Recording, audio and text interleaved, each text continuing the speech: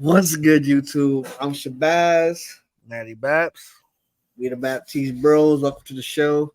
Week 1 recap and analysis. Title is Offenses Looking Shaky Boy.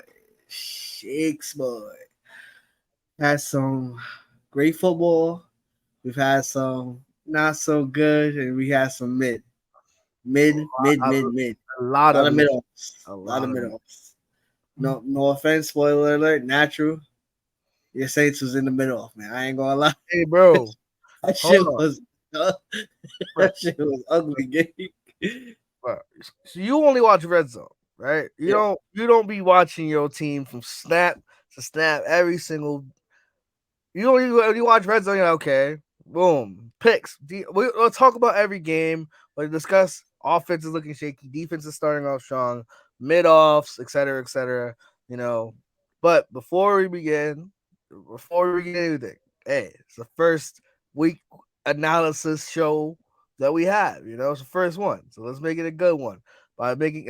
And if you first time you're watching, please like the video, subscribe if you're new, tell a friend to tell a friend. Man, it was so bad. I don't know if I can do the let's. I don't know if I can do it, bro. Week I one don't know. was, I'm a bro. little That I tired. was My so hyped body is for it, sore. bro. What the? I was so hyped for week one, bro. And yes, it was good to have NFL football back, but I don't know. I mean, let's get right for sure, but For sure. For sure. For sure. I don't know. We gotta start off with a game. Oh, hold on. Before that, Holding on. Oh, before that. what? You gonna click off? Okay, All okay. right. So, with our picks, we sucked. We were mid. We were mid. We were.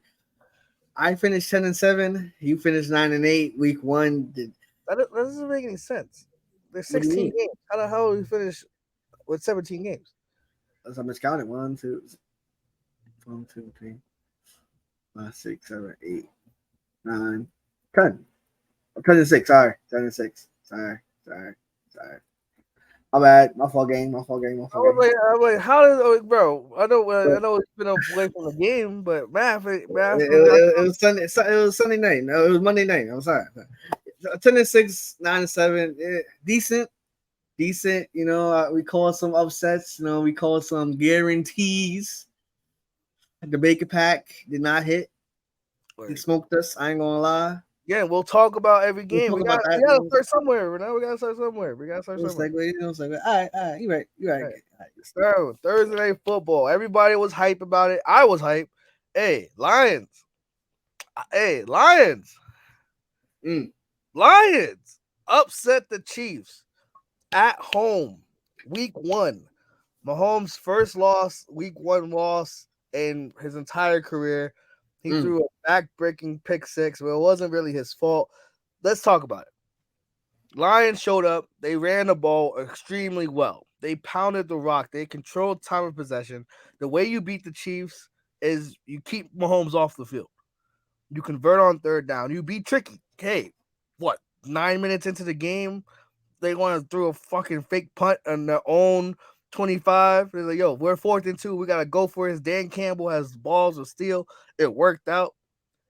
If it didn't work, he would be, oh my God, how can you do a fake punt? But later, it's crazy. Later on in the same, like the fourth quarter, they punted it back to Matt Holmes instead of going for it like midfield. There's 4th and 3, and they didn't go for it. And I was like, they ended up winning the game, but still, I guess the big takeaway from this game, Kansas City without Travis Kelce has no weapons whatsoever. And Jawan Taylor, bro, I'm watching the entire game, bro. False starts the entire time that they're not calling it because it's the Chiefs, because it's Sunday night. They don't want the refs to take over. But literally, he's lining off the ball, which not necessarily an issue. But my boy is twitching. He's doing a little twitch every single play, and that is a false start. That is literally is the definition of starting before the game, before the snap, every single time. Boy, my boy was doing a jerk every single snap. And I'm watching it, I'm like, bro, you're literally false starting every single time. But Kadarius Toney, bro, Cornball. cornball, Cornball, bro. his social media after the game and then ended up reposting the Giants loss. He's like, oh, couldn't be me though. But bro, you literally your drops led to pick sixes. Your drops led to points for the other team. Overall, this game was sloppy. It was, I mean, yeah, it's the first game of the season, week one. A lot of offenses will look shaky. Am I expecting Mahomes like to look shaky again down the line next week? Maybe not. We'll talk about that tomorrow. But Dan Campbell and the Lions, Jared Goff is 2-0 against Mahomes. So I don't know. It's one of those things where like, yeah, the Lions won, but it's like Chiefs definitely should have won the game if the receivers can catch. So hopefully Travis Kelsey isn't out longer. I mean, hey, I think he's been practicing. I mean, he's been off for 10 days. Well, they have the next game 10 days later. So I have no idea. They did sign Chris Jones. He did agree to his 1 year deal. So that pass rush will probably get home more often. And who knows what's gonna happen on Sunday. By the way, peek behind the curtain.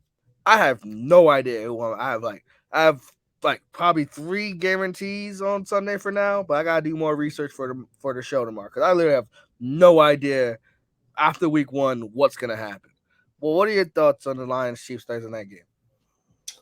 I for it wasn't like fireworks as like I was expecting. I was expecting like 30 something to 30 something, like high scoring. Like the Miami Chargers game, I was kind of expecting that to be the first week. But I think if Kelsey was playing, I do believe the Chiefs would have won. The only reason why I called it upset at all was because he wasn't playing. And I'm happy that turned out the way I expected it to. But how it happened was shaky. The Lions, their defense showed up.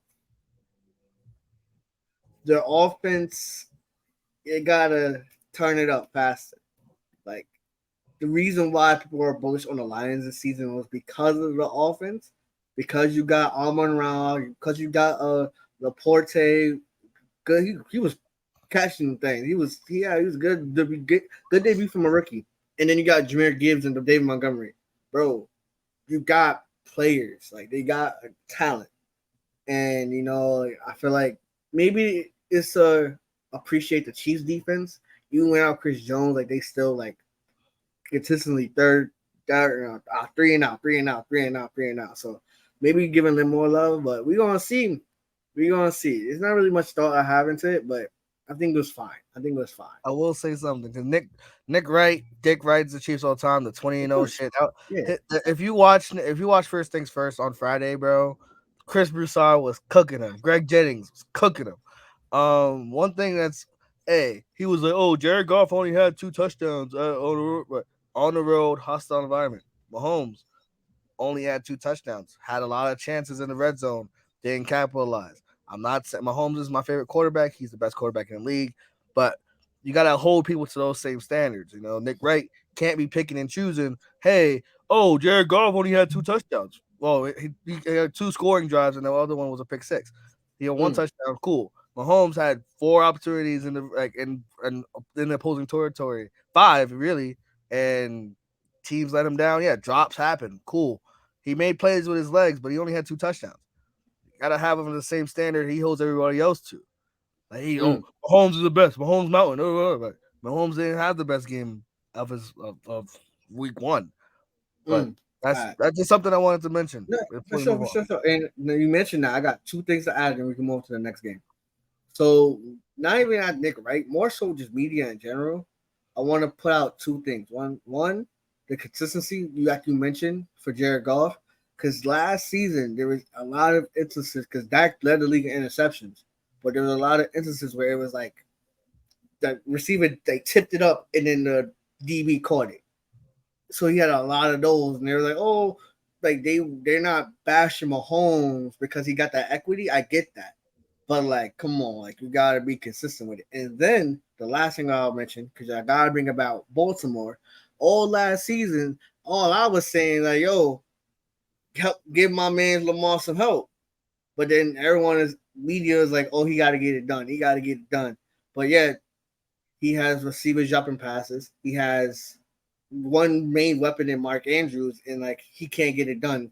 And they're crucifying him, but they're gonna let Mahomes rock. Come on, we need consistency, like you mentioned. So, but moving on because we've been chatting for a little too long. So they gotta get it out of here. and this one message goes for every game. Oh, it doesn't matter. And then, bro, Saints won by 1 point. We'll talk about the Saints. Ravens won by what, 16-ish, right? Yeah. Bengals lost straight up. The Browns dog walked them from start to finish. Joe Burrow looked just bad. Weather, had something to do with it. But you called this upset perfectly. Browns defense got after that bad offensive line the Bengals have. They spent money trying to revamp this position, and it did not work. It did not work.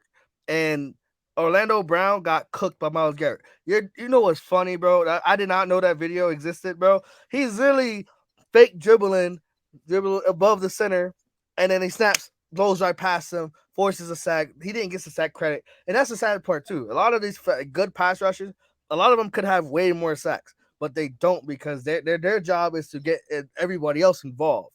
Like if Myles Garrett isn't there, this entire game is a bit different. But man, like this was talking about sloppy, bad matchup. Defenses showed up for both teams, but man, quarterback play left a lot to be desired. Joe Burrow is one of the best quarterbacks in the league. He only had 80 yards passing. 80 yards. Like that's like what? Like 34 passes for 80 yards? That's abysmal. And he owned it. He's like, this is the worst game of my career. Right? A lot of quarterbacks didn't have the breakout. Oh my God, this is their league, this is their time. Defenses are catching up to these guys. Now again, week 1 always kind of has that anomaly. Oh, we don't know who's real, what unit's real. Browns defense, even from last year, they carried a lot of those like close games. It just their offense couldn't do anything.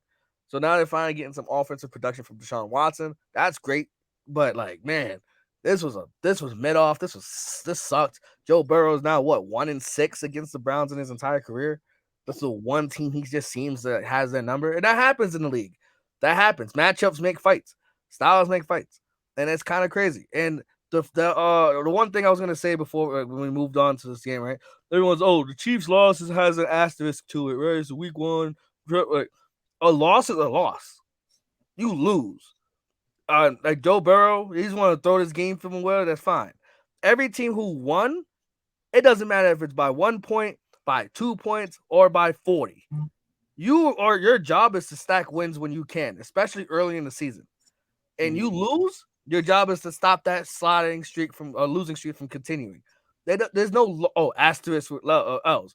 You don't say, you're 0-1 with an asterisk. No, you are 0-1. So the commentary about national, Chiefs will be fine. Yeah, teams can be fine in the future. That's fine. But saying this loss doesn't count because you got beat. Oh, he didn't have his best weapon. Bullshit. No, you lost. GG's. So that's something I was really passionate about. I was like, bro, what?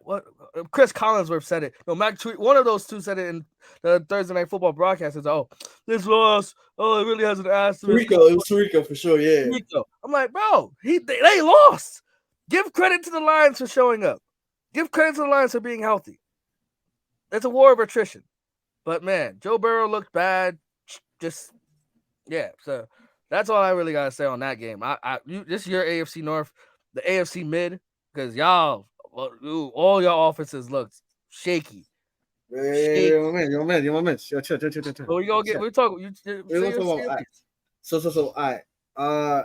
So on Wednesday we do a segment called "Lock the Fuck In" before we tweak out, right?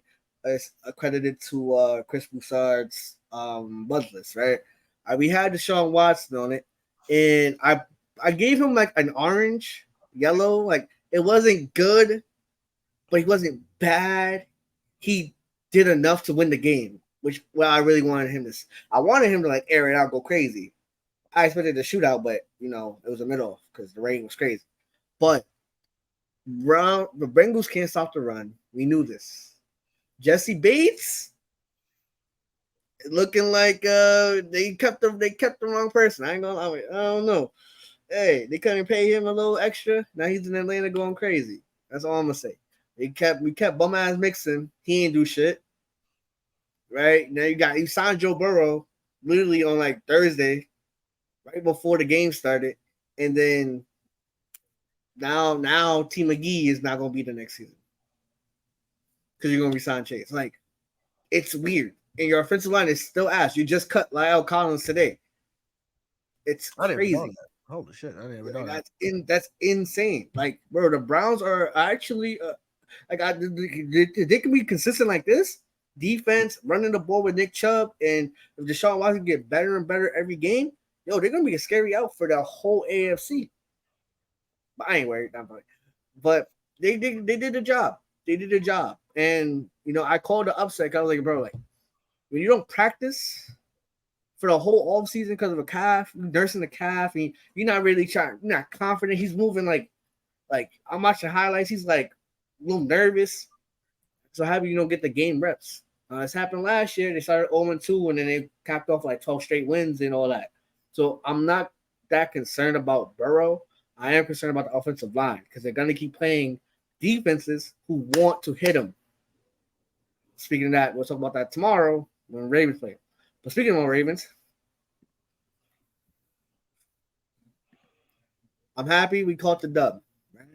As y'all can see, I am a Ravens fan. If you're not new to this, be true to this. For me, Baltimore fan. I'm happy we caught the dub. Right. I'm happy with the way my defense showed up. Oh, hello. I'm trying to give you the. It's okay, man. I don't need that. It's all good. Okay, cool. We Gucci, man. So defense showed up well, right? And I'm looking up the stats because I am a stats guy. Stats don't tell the whole story, but they for the purpose I want to make. I looked at that the other day. See. Okay, so we won 25-9. In terms of yards, we didn't really need to go off like that. Our defense really carried. However, I will say 3 things. One, if you're new to this show, what we do, Natural's mantra is 2 things: penalties, turnovers, taking care of the ball and not doing dumb shit to have the opposition extend drives. That's literally what we were doing. Because it literally could have been like 40-9, if that. We could have really spanked them. But we kept on third downs. Oh, we get a stop. Oh, holding on the defense. Hands to the face on the defense. Dumb shit. And stopping drop on offense. Where we get our first down. Holding. Take it back. Do it again. But bro, like shit like that cannot happen. Right? That's the first thing I'm going to say.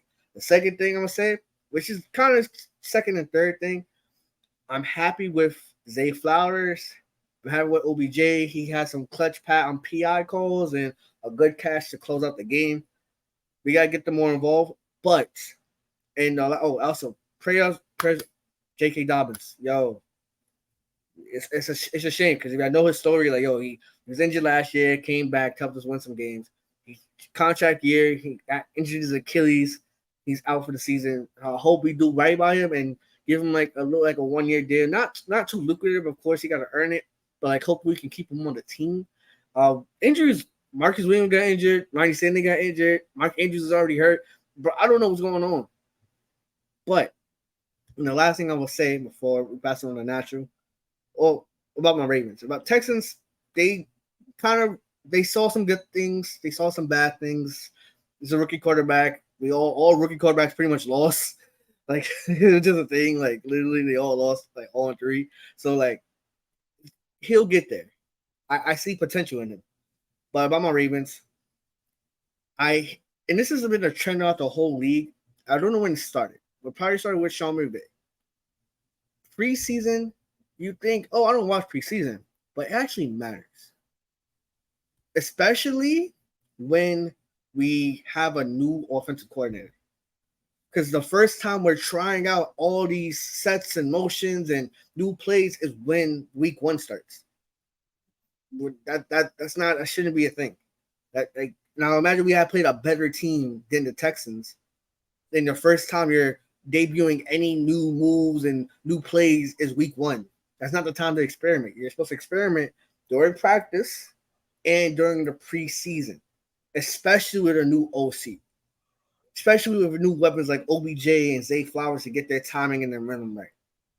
Now, if you're nursing injury, get back slowly, sure.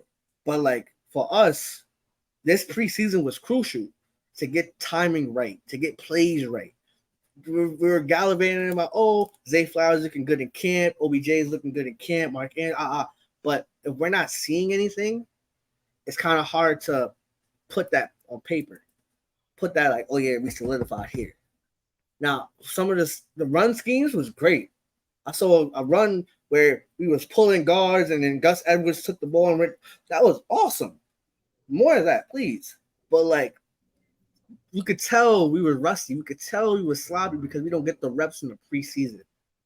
Lamar had a pick. He fumbled twice, but the guard had picked it up. And one of those is in the red zone. We can't do that. We can't have those turnovers, bro. Because eventually it's going to come to bite us in the ass when it matters most. Now, Lamar, he ain't through the best passing game, but all right, cool. But we're supposed to cook these boys. And I'm disappointed. I'm happy we got the dub because 1-0 sounds a lot better than 0-1. But, yo, come on. We play the Bengals this week. We know how much I despise these motherfuckers, bro. We got to show up offensively. Defensively, I have no complaints. Yeah. So, offensively, got again. The only that is two things I'll say. One, you mentioned about CJ Stroud with the Texans. Solid-ish debut. Yeah, you playing a gauntlet defensively against like, bro, like that was like bullying, bro. Like, why y'all gotta do that man like that? But he doesn't have any weapons, bro. Like, there's nobody that strikes fear in the defense. Maybe Damian Pierce, but just stack the box against him and then literally try to make him try to do something, right? So CJ Stroud, despite everything, was like throwing dots and had some good plays. He did throw a few picks. That's neither here nor there. Zay Flowers, I gotta give him a lot of credit. He's already starting to build that connection with Lamar. He's already starting to do that, and that's something that's like down the line, like week 8, week 9, you're gonna be like, wow, this guy's like potential for rookie of the year because yeah, OBJ had a clutch catch at the very end. He forced a offensive pass. Well, he forced defensive pass interference. So like OBJ's always gonna be that guy who's gonna be like, oh, he's like a star or whatever. But in terms of like those nitty gritty catches, like moving the chains, Zay Flowers was making plays consistently, and I was really proud of him for that. Bucks Vikings, man, this game sucked. Jefferson, bro, if he's not the best receiver in your mind, bro, he literally was like carrying this team. What? Shut up. Baker Mayfield didn't beat him though. Baker Mayfield no. Say that again. Say it again. Huh?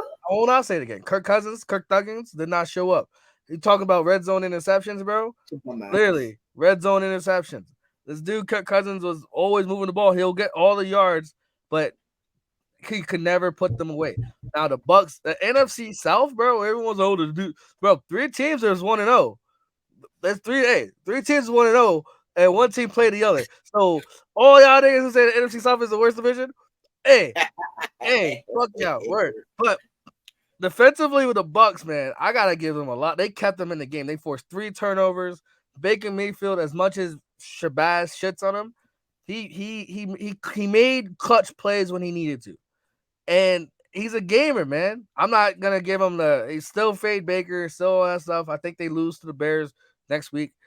But all in all, the Bucks as a whole, they were like, yeah, we're not expected to win.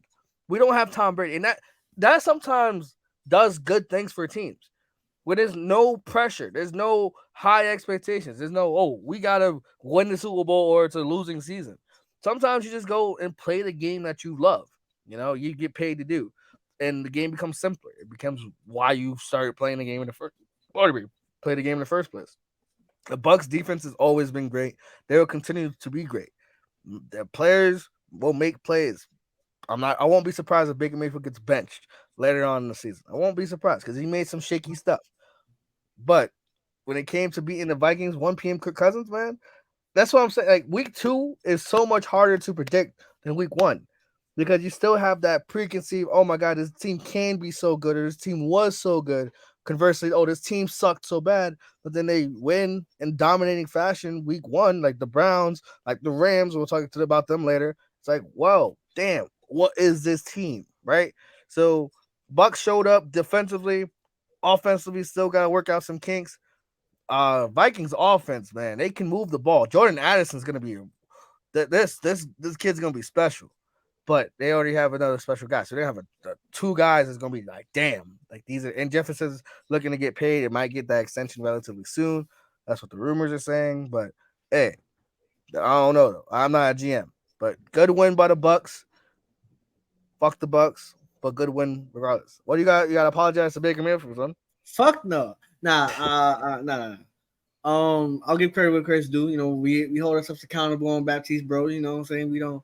We still fade Baker. Still fuck Baker. But I can admit when he played a good game. He did play a good game. He didn't do too much.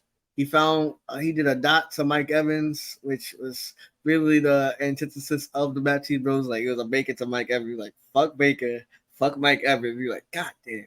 And then he did a dot to close out the game to Chris Godwin. So like if we keep doing that, hey, with a defense like the Bucks, because they always had good defense, like stopping the run was always not a problem for them. So like if they can do that, they can be competitive, and but it's still fuck Baker. But I can't admit when he played a good game. I can't admit that. You know what I'm saying? Vikings, this guy lock it.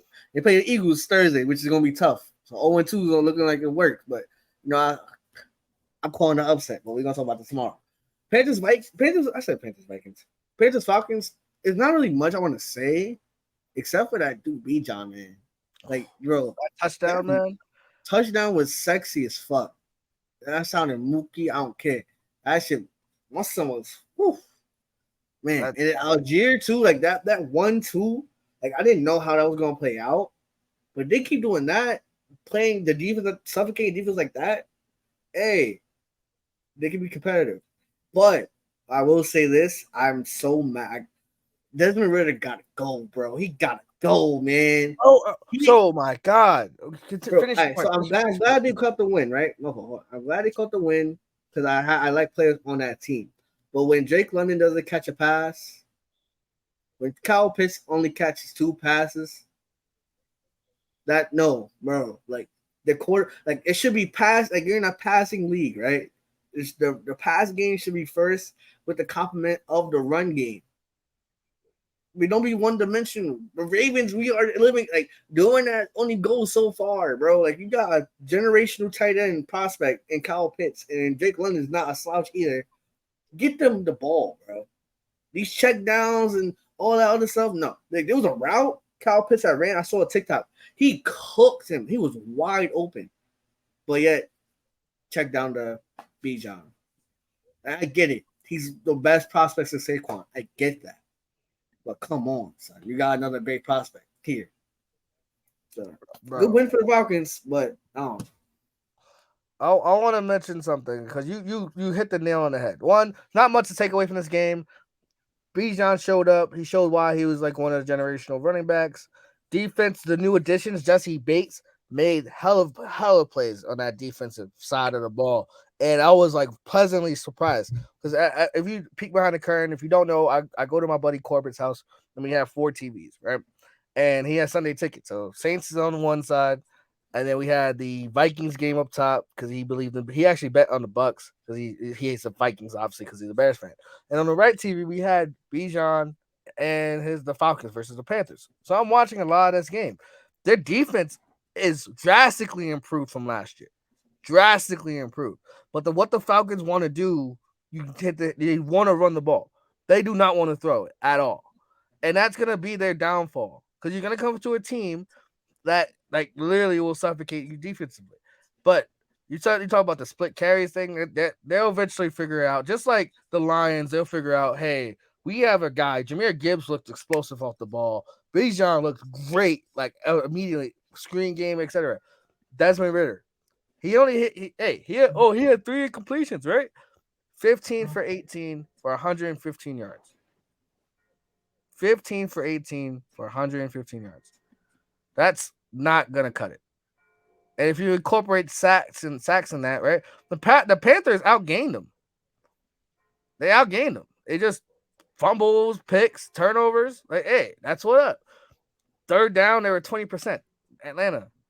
Like, hey, you're getting off the field. You're not doing anything. If it's not your running backs making a big play and doing anything crazy, you're not doing anything. So Desmond has to get better. That's probably credit to the Panthers defense because the Panthers defense is legit. But at some point, when your quarterback rookie can't get you anything, then you're like, damn, what are we gonna do? Cards, Commanders. kind of only watched it for my survivor pick.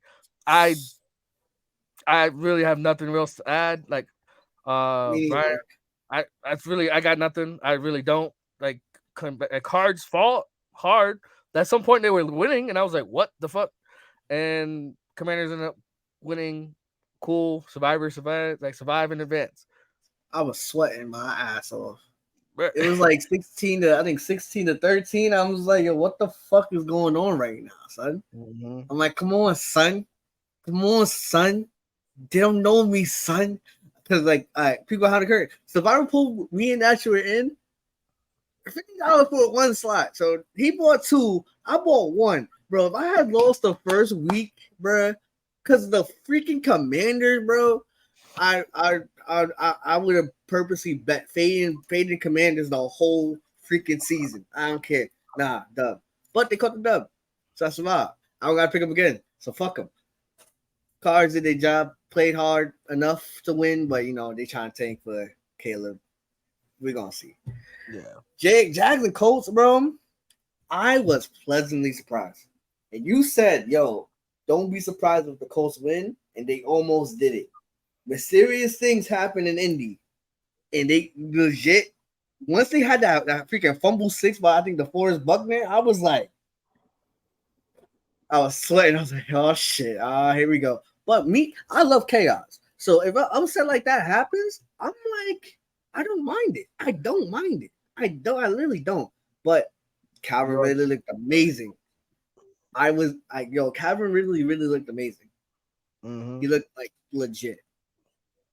ETN, he had like a breakaway for a 30-yard breaking tackles. Amazing. T Law, amazing. The defense can get got. Can get got.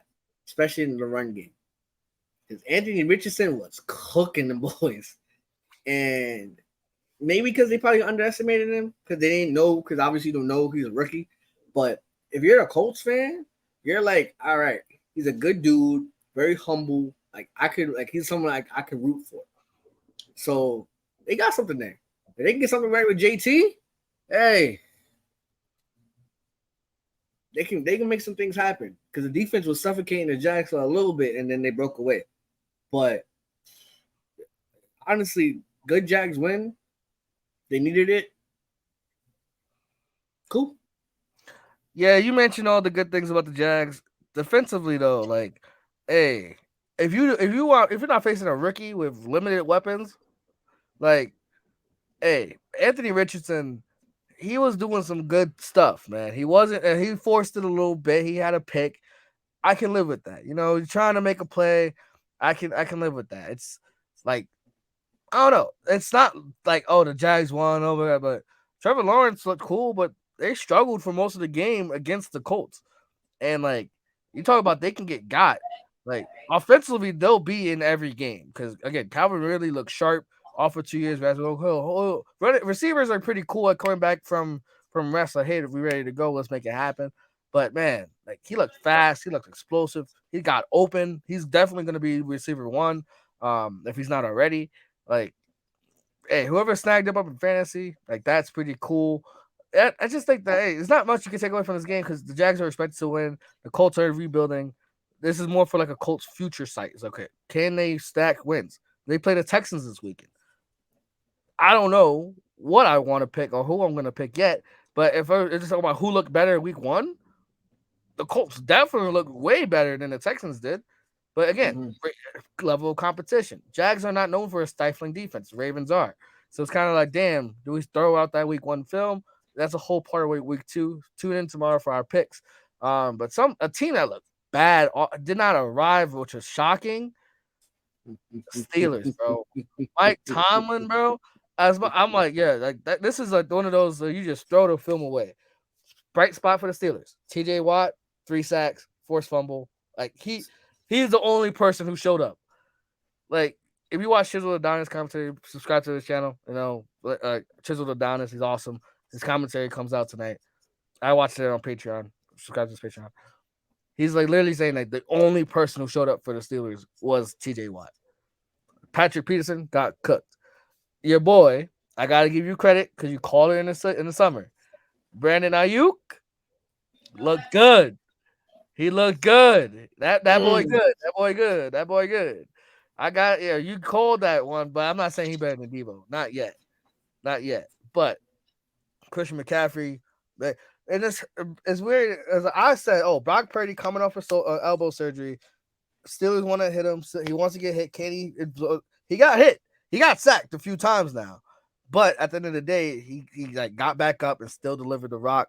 Now again, it's weird because George Kittle, he's a blocking guy, but he can have games where he goes crazy. It's like besides you 2 touchdowns, like it was the Niners defense carried them to victory. Because literally before the touchdown drive in the second quarter, before halftime, they had 1 yard, one total yard. Like Kenny Pickett might not be the guy. Like you have to reevaluate your entire quarterback situation if that's not, bro. He not it. He's not him. And to add salt to the wound, Deontay Johnson, he's out for a few weeks with a hamstring pull. So it's like, damn, they have George Pickens, like you said, can't get separation. He's making great catches, but literally because he can't get separate, he can't he's not fast enough to get separation. You're Thank you you. start, you kind of on a hot streak. Yo, Kind of on vindication is crazy. I love being right, man. I love being right. the I love Niners being showed right. up, put a 30 burger on the boys. Mike Tomlin adjustments, he'll be fine. They play the Browns Monday Night Football, the doubleheader. I don't know. Again, I gotta do my research. I gotta figure out what. But if the Browns defense shows up again, like the Niners defense can, bro, like it's gonna be a long season for the Steelers. A very Mm. long. I think. Well, first off, Kenny Pickett trash. He not it. He not it. George Pickens spectacular catch 99. But I keep saying, and I'm glad. I feel like Nick Wright. I feel like like he had 3 categories. Like what's right at the moment, what's eventually gonna be right, and then what's wrong. I feel like I'm on that type of timing. And then a reach. I always I'm a reach guy. I ain't gonna lie. I'm a reach guy. Fucking call me Dylan Brooks. But he can't create separation. And granted, the corners for the 49ers, they're not the strength of that team. But when you got Nicholas John Bosa creating havoc, Fred Warner catching interceptions, you're like, God damn, No, he this didn't catch fool. a pick. He almost caught a pick. He Oh, dropped Fred one. Warner caught a pick. He did. I thought he dropped one. He almost had a Nah, pick, almost a pick six, but he dropped it. nah, he caught it. He caught it. Oh, He cool. caught one. I don't know if it was another one, but Fred Warner caught a pick. But regardless, for Brock Purdy, it's like it's on cruise control. He's never gonna win an MVP, nothing like that. But like when your team is good, you just gotta drive the ship on autopilot. Don't make mistakes. If it's a little rocky, take the wheel a little bit, and do all that. He did good. He did well. Ayuk, it's my guy. But I do think for them to go to the next level, they gotta get Debo more involved.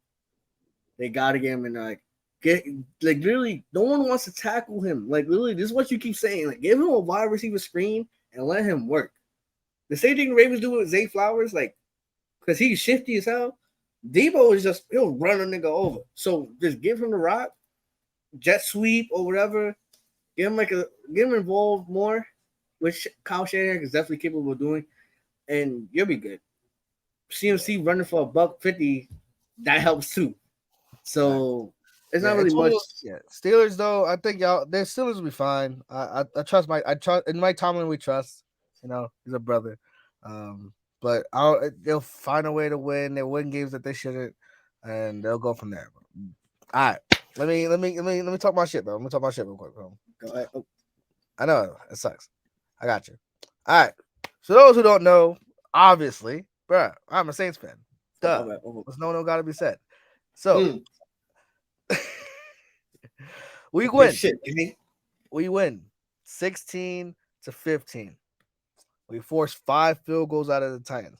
One of them, literally the start of the freaking season, Rashid Shaheed fumbles the snap, like fumbles the kickoff. Really the opening kickoff of the season, he fumbles, gives him a short field. Defense said, don't matter. We gonna force 3 anyway. Derrick Henry is like, so I have a lot of favorite players, right? I have a lot of guys that I love a lot. Patrick Mahomes is one. Nick Chubb is another. Derrick Henry is the third guy I love a lot.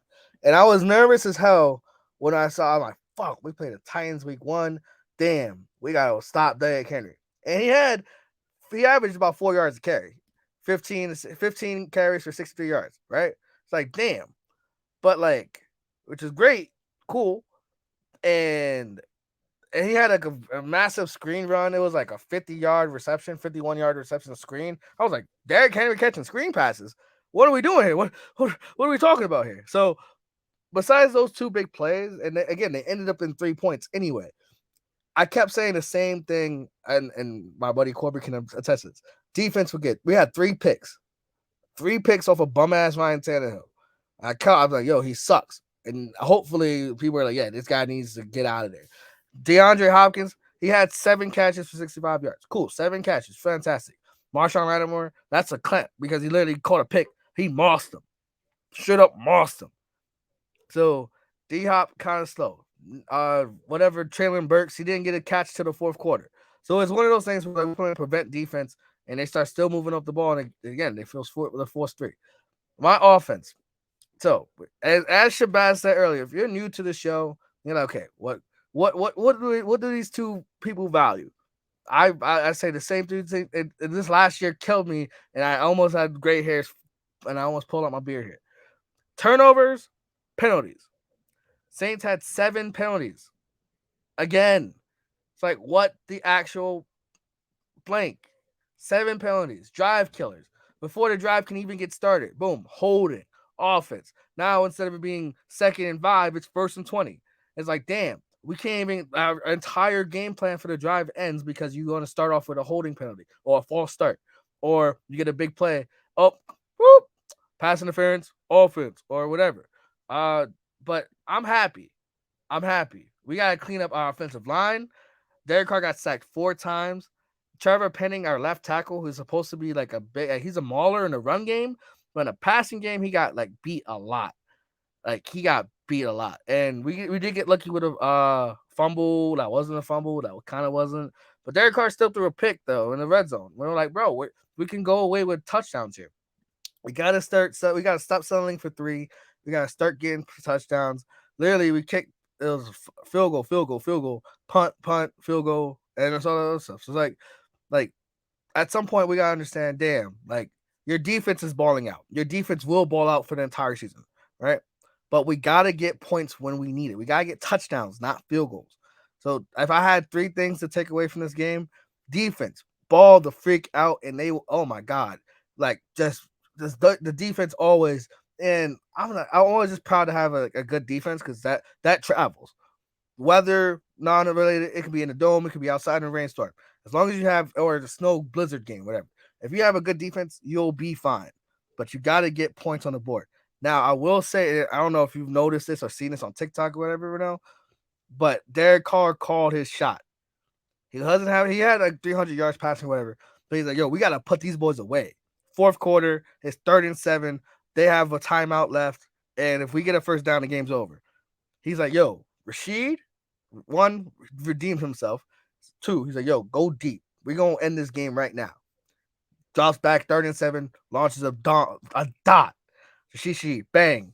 First down, game over. We go home happy. We win by 1 point.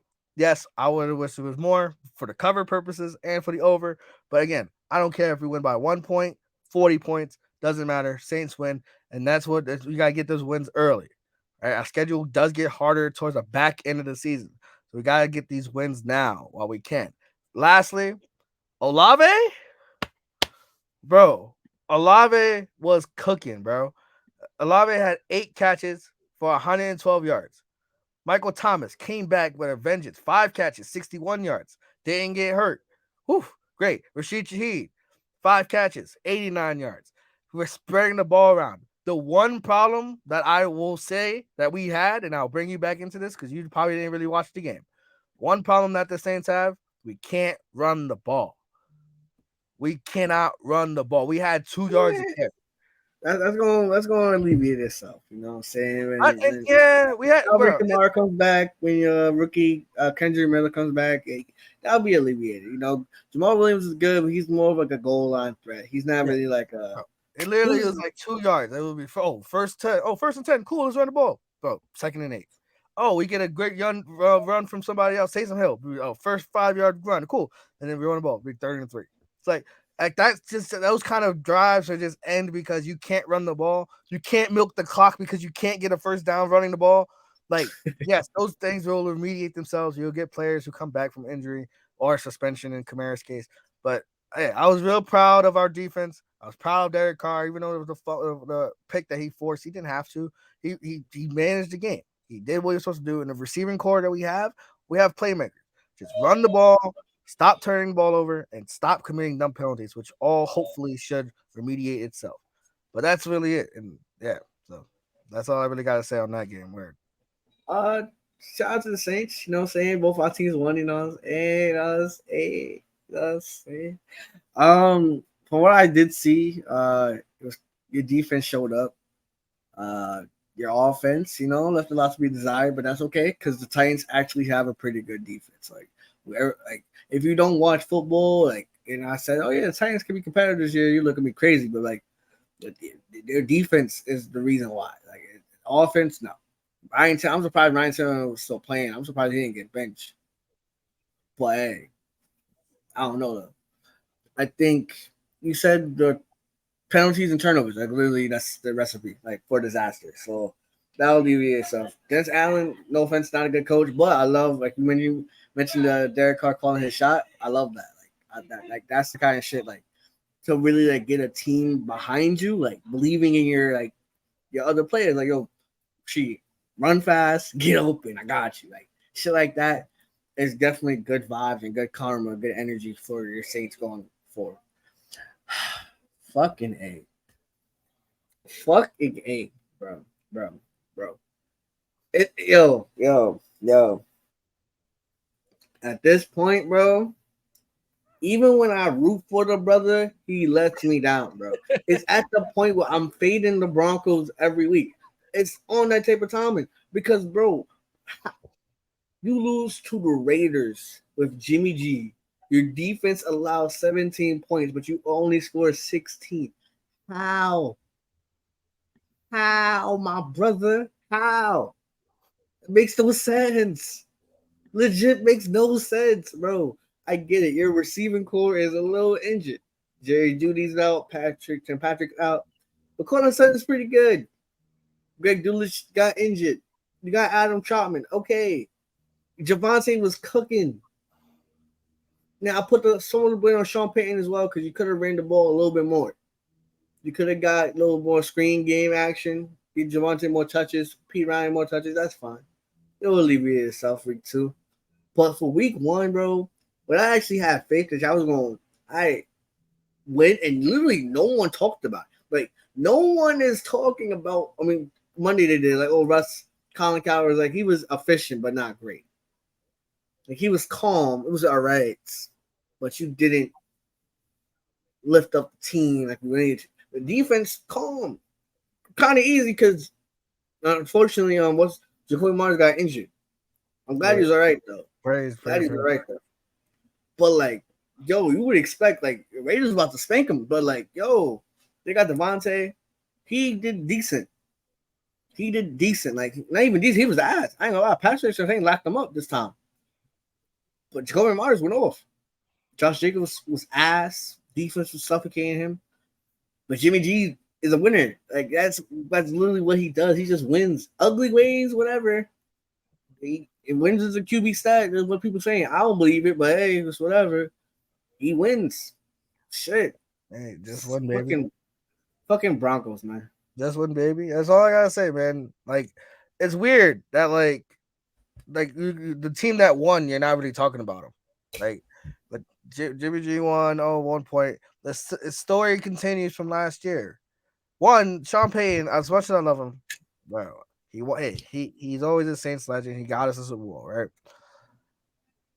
That the way he starts the game off, calling an onside kick. That's it's again, it's kind of like damned if you do, damned if you don't, right? If it works, oh, cool. Oh my god, it's so innovative. Like you get all the credit in the world. But when it doesn't work, then you're like, oh, what are you doing? What the fuck are you doing, man? So it's kind of like one of those things was like you want to start the era off your way. And Nick Wright, as much as I talk shit about his predictions and his bets, he went 2-3, and on national TV, these are the three guarantees of the week, and all of them lost. So it's kind of crazy, but it's like, bro, he's talking about it. Like Sean Payne, it was more about him. It was more about his style, his way to win, and they lost again because you're supposed to be the offensive minded, one of the best offensive minds in the game of all time, and you still only mustered up 16 points. Boom. That's kind of weird. But all right, this game was bad. I didn't really watch it because I was really watching this game. Oh man. Hmm. Firstly, shut the fuck up. Just shut up. Don't But sit you there fucking like convinced me. I told you I was rocking with you. You let me down. You let me down, actually. You all right. let me down. Let's break it down as fast as possible because we haven't even got to like the good games yet, which is insane. Packers showed up. Packers smoked the Bears. What's new? Fields fumble, pick. He's trying to do too much. He didn't really get DJ Moore involved, which is like, damn, you're supposed to get your new guy involved, and you didn't do that. Defensively, we're like, oh, cool. You're spending money on defense. You're trying to get Tremaine Edmonds. You're getting guys, Yannick Ngakoue. He had a sack, but it's like, bro, Jordan Love in his real first start in a hostile environment, quote unquote hostile environment, made it look like this was a home game. It was playing like Pee Wee football. Wasn't really pressured like that. It was just overall just a bad game from start to finish. That's coaching. That's play. That's every from an organizational standpoint. It's one of the worst games that I've seen because you just weren't prepared. Justin Fields was running for his life, trying. It's similar to the Joe Burrow thing where you're like, okay, give him an offensive line and let him cook, bro. The reason why he was running and doing all those crazy athletic plays was because he didn't have an offensive line. And what showed up again? No offensive line. Like he's like literally doing play action boots, and as soon as he does a fake and he looks to his left shoulder, boom, he's being tackled already. It's like he has no time to do anything. Now we talk. The overall theme is offenses look shaky, right? That's the over. Week one had a lot of bad offenses. We'll talk about a great game next that did not have lacking offense, but lacking in quarterback efficiency from one guy. We'll talk about him in a second. But it's like, damn, what the actual F? Defenses didn't catch up to you so fast, bro. I know offensive line, you have a lot of rookies or second guys who haven't played together. Offensive lines will gel throughout the course of the season. They'll offensive lines typically get better as the season goes on. So I'm not really that concerned. But Khalil Herbert couldn't do much. I'm hyping him up in the offseason. Justin Fields, of course, I hyped him up a lot. He didn't do much. And DJ Moore got clamped by Jai Alexander. There's no ways to put about it. He got clamped.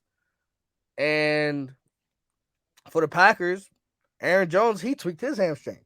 So it's like he actually had a fantastic game. And give love to Jordan Love.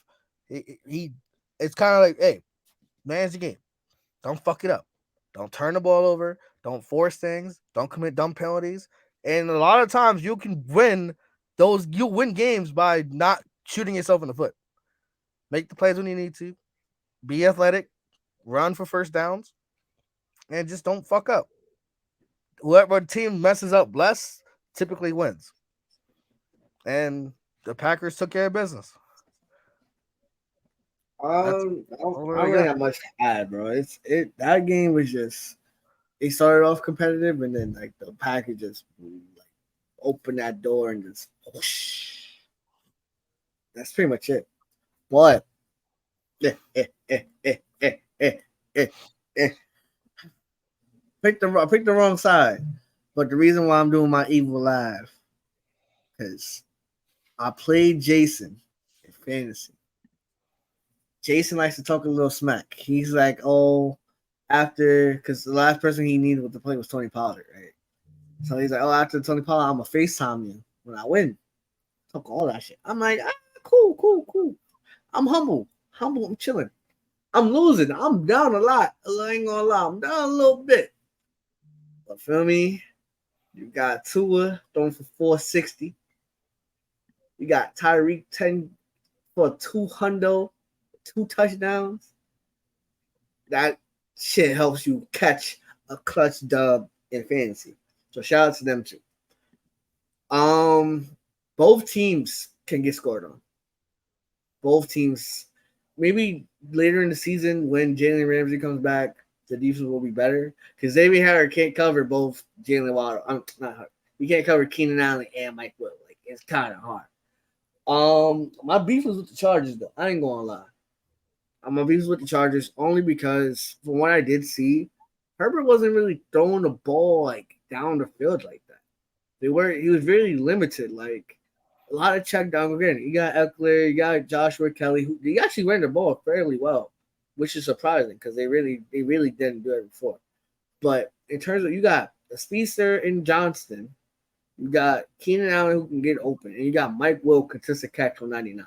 Like, bro, do some deep shots, mix it up a little bit, because you're playing that like conservative shit. It's not good. It is not okay. And you say like everyone says, oh, he has a rocket arm. He has the best arm in the league. Show that shit off. Not excessively, but if you have like on like first down, hey, real quick, see just see what the vibes, you know. And then you can go back to check it down, get some yards on check it down, or whatever. But like, bro, like the play calling was very conservative, very scary. Versus Miami, they were aggressive. Like, yo, like we're gonna try to do some deep shots. Tua threw an interception to J.C. Jackson. The next drive went right back at him. Aggressive. I like that because it's like you for quarterbacks, you know, you gotta be a fish mind, or you gotta forget. Don't let that shit affect you. Like you're gonna throw interceptions, you're gonna throw bad passes, but move on. I really applaud Mike McDaniel and Tua because like Brian Flores, he's a brother, love him to death, but like yo, he wasn't really that positive reinforcement for Tua. He didn't have that for him. Mike McDaniel is like hilarious, a good dude, and he wants the best for Tua. And his play designs is amazing. So those elements right there, you kind of like when you have someone believe in you, it's easy to like feel motivated and want to prove them right. Not even to prove yourself wrong. I mean, prove yourself right, vindicate yourself. But you got someone vouching for me, and like, yo, he's my guy. He's the guy. Helping him, and it doesn't hurt to have two of the fastest motherfuckers in the league either. All right. So shout out to Miami Chargers. They're gonna get right. They're gonna get right, I think. But they just got to be more aggressive. I think. Agreed on that. Dolphins, there's no way. Why are you playing man coverage, bro? Why the fuck are you playing man coverage against Tyreek Hill and Jalen Waddle? Why? Why? Brandon Staley, you're supposed to be a defensive-minded coach, bro. That's how your specialty. That's why you got hired. The Sean McVay coaching tree. You was on defense on that Super Bowl team. Why the hell are you playing? Like, why the man coverage? J.C. Jackson got toasted. No pressure from Khalil Mack. Return of the Mack. No pressure from Nicholas John Bosa's older brother. Like, none of that. Where you're paying these guys to perform and they're not performing. We talked about offensive lines looking. Yo, the Dolphins line is ass. Teron Armstead's injured. Teron Armstead didn't even play. Armstead didn't even play the left tackle. You're talking about wanting to put a hit on the quarterback. Obviously, you don't want to end the guy's career. Tua could have been looking shaky, trying not to get hit. Because, again, one more concussion kind of thing, and that could end his life, in his career. Obviously, God willing, that doesn't happen. But it's like, bro, like, you're paying these guys to go after the quarterback. Khalil Mack, I didn't know he was playing. They didn't even know he was there. Joey Bosa, they didn't even know he was there. And you're like, damn, the offense, they scored 34 points. Yeah, they could have scored more. Yeah, they settled for 3 when they shouldn't have ever. But it's like, you can't put that on the offense. You're playing man coverage against the two of the fastest people in the entire league. And everyone agrees, Tua, if he stays healthy, is one of the best quarterbacks in the league. Accurate as fuck. Accurate as hell. You give him time and you give him two guys who can go take a 5-yard screen to the house, bro, like in Bama, you're giving him a chance to be great again. And it's also week 1. Yeah, I know defenses will catch up / offenses will catch up. But you're playing probably the marquee game of the day. And you're like, oh, Justin Herbert, Tua Tagovailoa, right? We're going to play man coverage. We think our guys are better than your guys, and we're just going to play man coverage with no adjustments. Dumbass. Just dumb. And Tyreek saying he want to go for two bands, that's hella possible. Now, I'm pretty sure most teams won't play man coverage against him. But damn, he can cook. He can eat. And again, I picked the Dolphins to win the division. If Tua stays healthy, and that's a big if, that offense looks fantastic. Defense got to clean up a lot, and that's shaky. But hey, you want to get in shootouts with everybody? That's good for your fantasy team. Indeed. Team that wasn't good for fantasy, Eagles, Patriots. I didn't really watch it. I know the Eagles got a pick. Shout out to Darius Slay. Eagles offense looked hella shaky. Yeah, rain didn't really help. They got one touchdown from Devonta Smith. But other than that, like, they did nothing. Like, they were up 16-0 at a half, and it was just probably like on cruise control. They settled for 3 field goals, and they got to 25. Mac Jones threw for 300 yards in our defense. I talked about it. The defense is full of Georgia dogs, yeah. But the corners can't get, except for Darius Slay, they lost a lot of guys. They lost the defensive coordinator. He's not a coach of the Cardinals. That's why the Cardinals defense is actually pretty good against the Commanders. Like, they're losing guys because your team is so good, where people want you, right? Like, be careful. Eagles can get got. So if you're gonna, spoiler alert, I know Shabazz is picking the Vikings tomorrow because he kind of mentioned it earlier. I would not be surprised if the Vikings win, because that Eagles defense can get thrown on.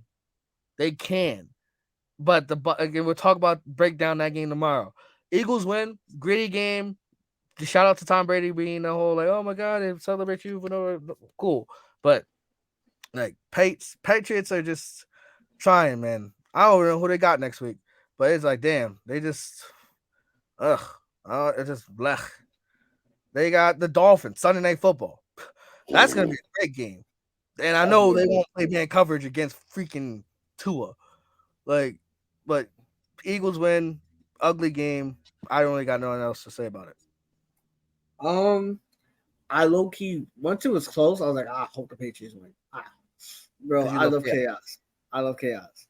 So I don't like. I got the bet right, but at what cost? Type shit. Like, I feel like if the Patriots had won that game, which they were almost close, it would have sent like a signal, like, yo, because offensively, and this is why, like, yo, bro, you got a new offensive coordinator similar to us, and we don't play in the preseason. Jalen Hurts didn't play a snap in the preseason either, and that's why you're shaky. This is why, and I feel like moving forward, you only get 3 preseason games. It used to be 4.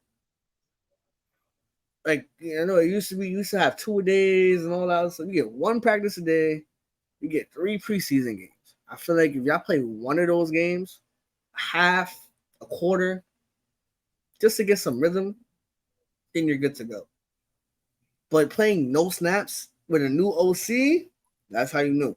And then also, I think you were right. They definitely played soft. They played conservative as like crazy because it was 16-0, and last year's Eagles would probably went for 40 or 30 something.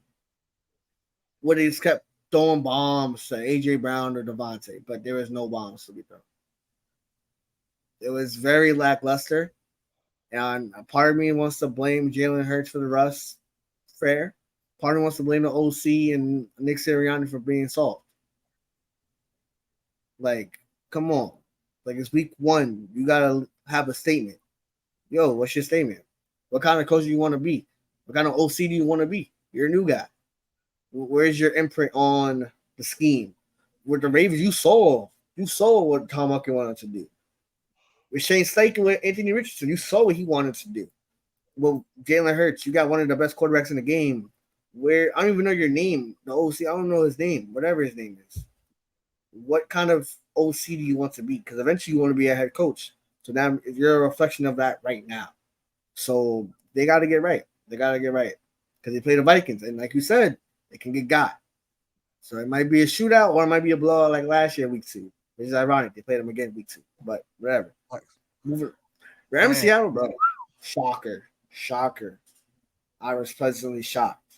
I love chaos, so I was like, damn, fucked up my bets. I ain't gonna lie, but I was like, all right, it's whatever. I think it was Broussard said it, and I don't. It's low key believable, but like Geno Smith has even figured out because, but it also hurts when I think both your tackles both go down against Aaron Donald. That's not gonna help either.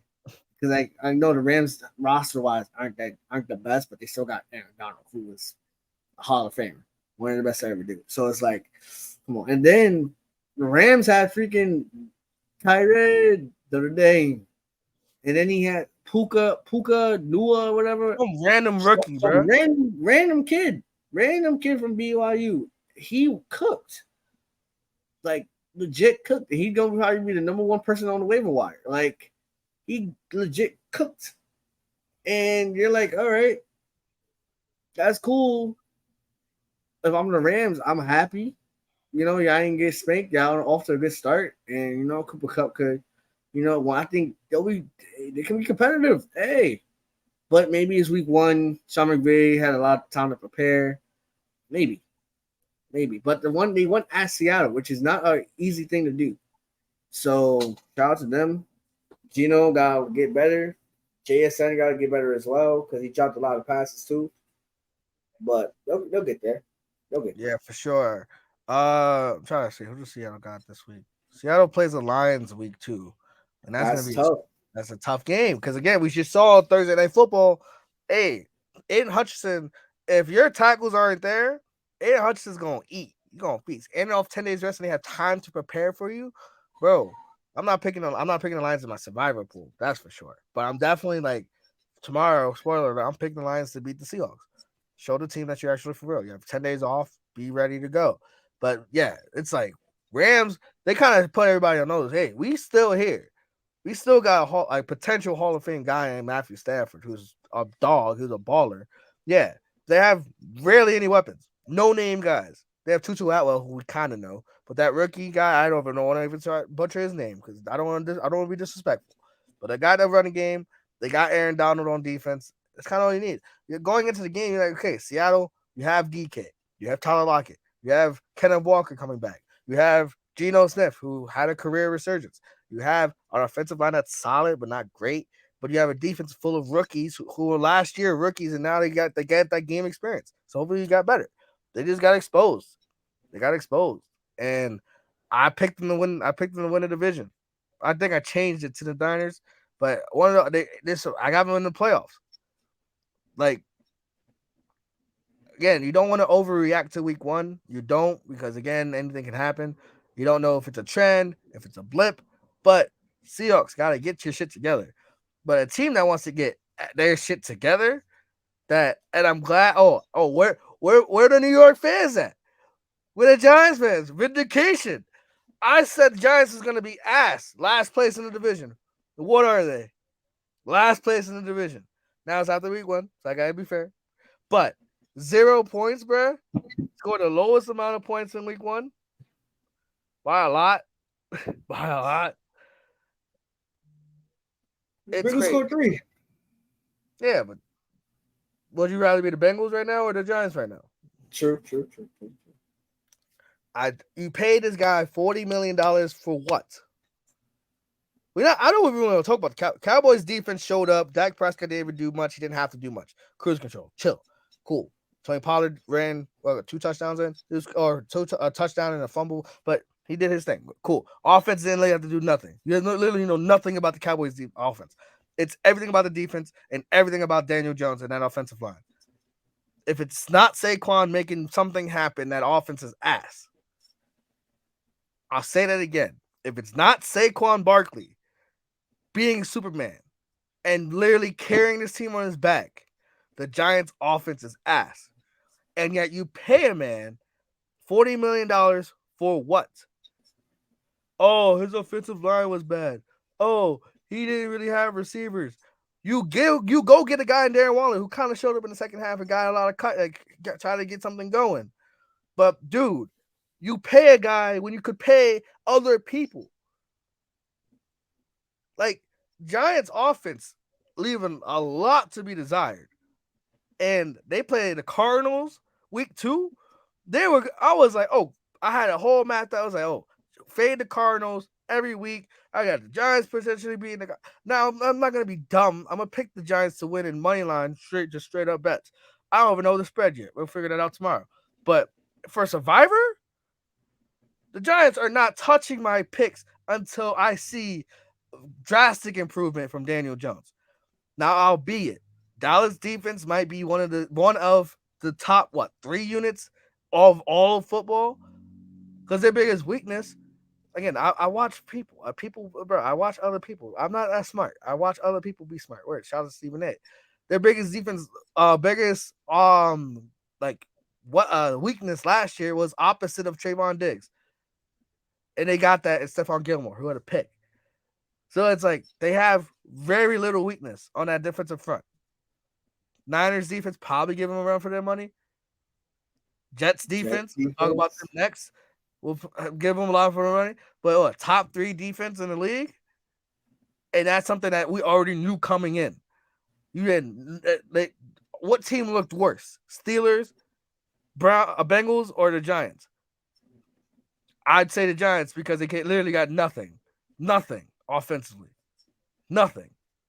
Saquon Barkley in a bag of chips. But again, you pay this guy $40 million and Daniel Jones for what? To look like 40 mil could have been used to pay Saquon and get a top flight wide receiver. You didn't have to pay him. You did not have to pay Daniel Jones. You could have franchise tagged him. You could have franchise tagged him again and say, prove it. Last year was a fluke, or was it a trend in the right direction, or was it a blip in the road? Last year was a blip. I don't think he's good. And Giants fans are freaking delusional saying Daniel Jones, Danny Dimes, oh my God, he's not good. When are y'all Giants fans going to listen to me? Bro, I'm not trying to say the guy shouldn't be having a job. He could be a good backup somewhere. But if you think he's going to win you a Super Bowl, you're absolutely delusional. Absolutely delusional. More than Cowboys fans, which is really crazy for me to say. Cowboys looking like your Super Bowl pick, looking real strong. I gotta give you that. Giants, they made me look strong with their last place in the division. So they're 45-0. There's not much you can really talk about this game, other than just like the outcomes and like the future site. But 45-0. 45. It was 40, right? 40. I thought it was 45-0. No, I thought it was only. I don't even down 40 though. 40 piece. Not 45. Wait, I confirm. Oh wait, yeah, you're right. It was 40. 40. 40-0. All right, so 40-0. 40-0. So I have a couple notes. One,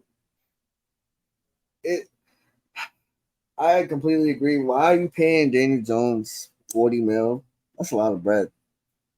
You could have paid Saquon a 2 for 25, a 2 for 30.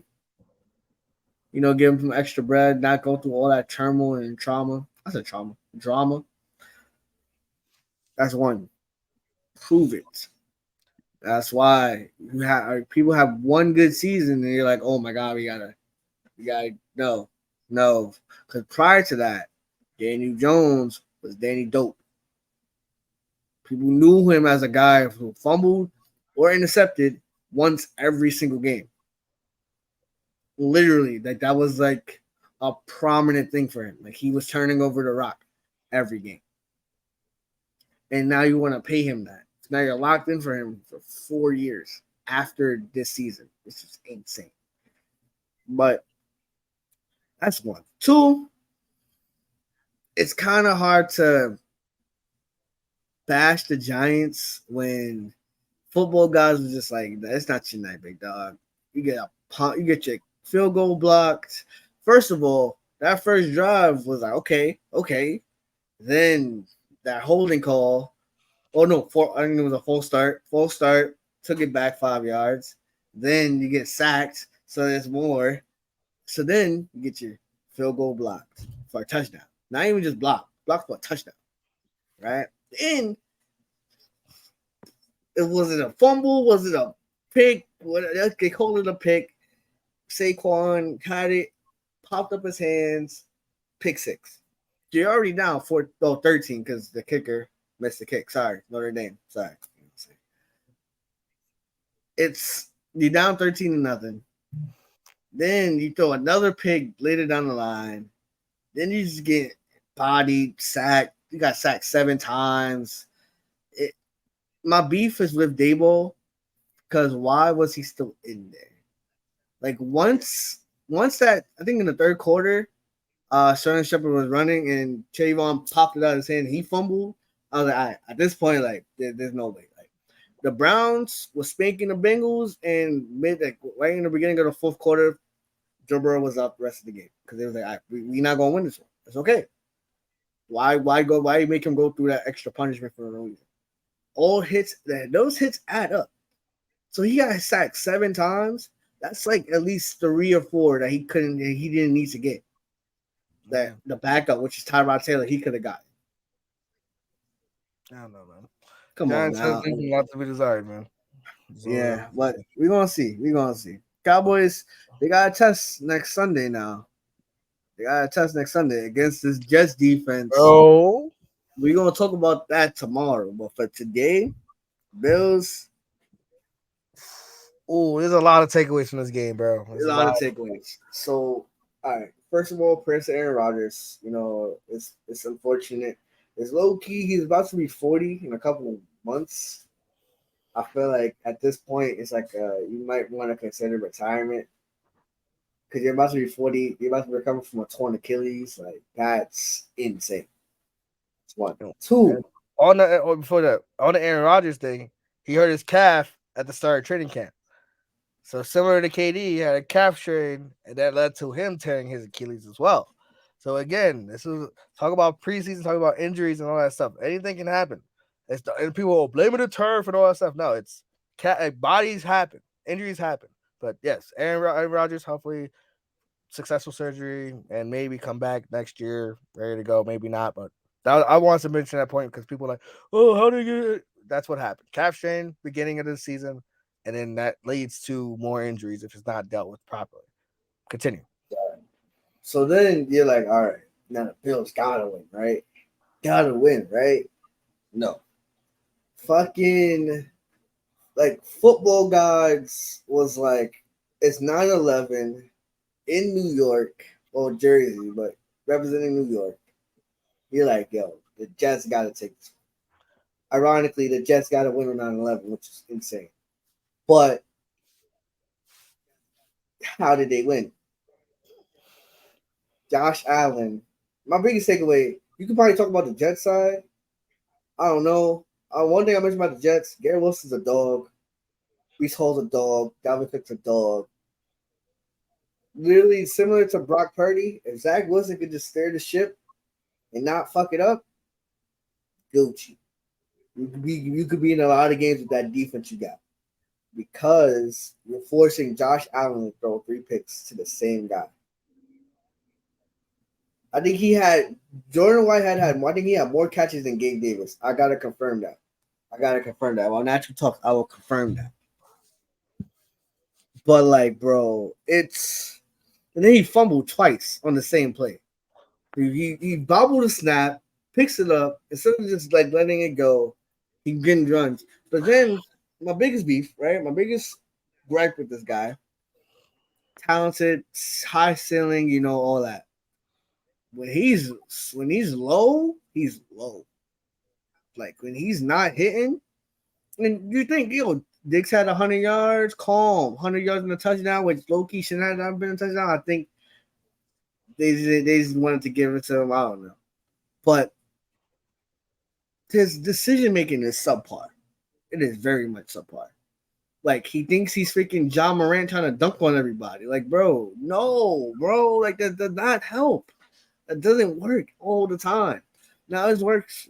People think it's attractive when he's like 6'5", he's running over people and jumping over people. That's cool. But if you could jump over one person, when you try to jump over two folks, and you're not even close to the first down, you're just diving just for the sake of diving. Like you're not thinking. You're not thinking. And I appreciate Diggs. Like, yo, we got this, bro. Let's lock in. We got this, bro. We got this. I love that because they had it. We ran down the field, kicked the field goal, forced the overtime. You're like, all right, cool, but like, bro, it's the little things. It's the little things. Throwing 3 interceptions. One was basically a punt. All right, cool. One was a forced pass to Diggs because you ain't see I'm pretty sure he didn't see the safety because if you don't throw that, you don't not throw that rock. If it was 1-on-1, maybe. Oh, Diggs make a play, calm. But like Jordan Whitehead just literally just blanketed. He was just chilling. Give me that. And then that third one, Jordan Whitehead made a great play. But bro, come on, son. Bills got to lock in. We play the Raiders. I hope they win. We gonna see. I love chaos though. So for me, it was nice seeing and especially how the Jets won too. It was great to see that. So that was the chaos I love with you. But I'll confirm that stat though. All right. So before as we don't confuse this, I want to show you how the actual play. I'm gonna talk while the play is going. So this is insane. The guy catches it to the right. Punt coverage sucks, and he returns it 65 yards to the crib. And I didn't watch Hard Knocks, but apparently this guy like earned his spot by being like one of the best people end of the game, like being the best personalities in Hard Knocks. Jets win on 9/11 due to this play. It's crazy. It's crazy. Josh Allen having 4 turnovers. You're muted, by the way. So Jordan Whitehead had 3 picks. Gabe Davis caught 2 passes. Bro, crazy. But hey, that's Moosie's man's? Come on. There's a lot. There's not as many takeaways as I thought, as I really thought about it. One, Aaron Rodgers getting hurt sucks. For the future, like, okay, what the hell are they gonna do? Defense and running game. That's when you first taught, but back in the day, late 2000s, early 2010s, what travels no matter what? Defense, running game, the trenches. That's something you need to know, and that's something you need to have for especially a team when you're about to be on your backup quarterback. I'm not a Jets fan. I'm not saying I don't know anything about the future. All I know is that defense is legit as hell. Yeah, Diggs had a lot of yards, and Diggs got his moments against Sauce Gardner, for sure. But nobody else ate against that defense. Like stopping the run. Now James Cook was actually doing some good shit for the Bills. Finally got a running back who can do some things and actually make some plays. But it's kind of like I always say, turnovers and penalties. When you start a drive and you start going, and then boom, you get a penalty, and then boom, you throw an interception for no reason. Like you just want to make a highlight. Yeah, you're a highlight real guy. You're a highlight machine. Josh Allen is fantastic. You're you're a cover athlete for Madden. Everyone, you're awesome to play. Like, just an awesome dude. You're a wholesome guy. But at some point, Brian Daboll is really missed in Buffalo. And I said it last year. Because he's doing the same kind of thing with Daniel Jones. And I'll give Daniel Jones a little bit of credit. He stopped turning the ball over. Now he doesn't have that amazing arm as Josh Allen. He doesn't try to do extra shit because he doesn't have the receivers for that. But Josh Allen, that effort meter, bro, the Josh Allen roller coaster of emotions, even in the game itself, is insane. And you mentioned it, when it starts snowballing, it gets low. His confidence gets shot. And he's like, yo, he owned up to it. He's like, yo, this is my bad. This is a bad game. Like, I get that. And he understands that. But, like, damn. Like, this is bad. For the Jets side, defense carried. Breece Hall come back from an ACL, looked like he never even got hurt. That's all I really got, man. Football's back, and I was really excited to talk about this today. I was like, oh, we back. We want to talk about football and stuff like that. But week one, there was a lot of like this ugliness. Hopefully, Yeah. and it's probably because of the preseason thing. It's probably like you mentioned. You mentioned it really well. Like, hey, teams not practicing. Teams not really practicing like that anymore. Nor playing in the preseason.